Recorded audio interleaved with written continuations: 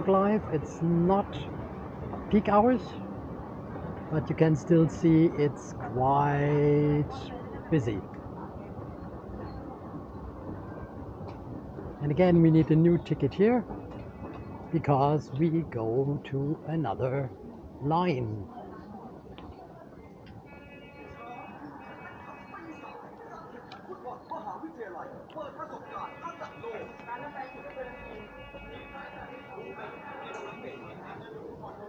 See, it could be a bit confusing, but it is basically labeled. If you speak English and you see like 2 trains, you just follow the signs and you will arrive.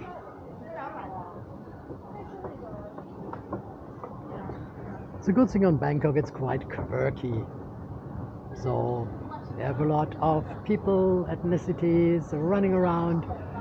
Everything is kind of orderly.